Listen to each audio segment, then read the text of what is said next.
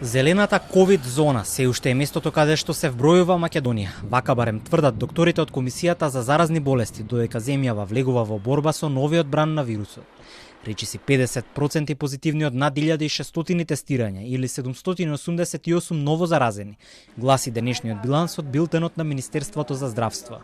Растот на бројките е континуиран и трае неколку денови наназад, но засега не е засилен притисокот врз болничките капацитети. Едноцифрен е бројот на пациенти приклучени на кислородна поддршка неинфективна.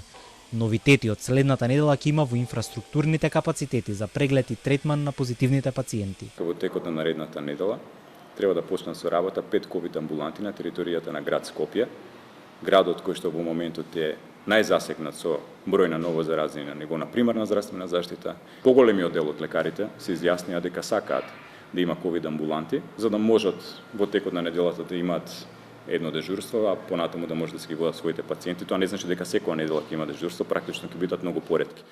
Во моментов доминира подваријанта на Омикрон, позната како BA5, која се шири и во регионот. Кај огромен процент од секвенционираните примероци е потврдено нејзиното присуство, потврди вчера Институтот за јавно здравје, а потврда денес стигна и од Комисијата за заразни болести. Симптомите се тие што беа присутни кај позитивните и со претходните варијанти на корона.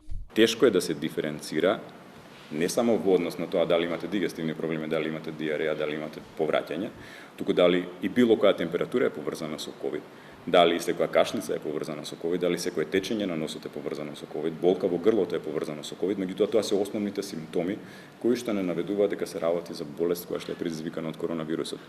Нови препораки и заклучоци од Комисијата за заразни болести денес нема. Остануваат само апелите до сите, а особено до оние со послаб имунитет и хронични болести, да носат маска онаму каде што е слабо проветрено и каде што е поголем ризикот од зараза.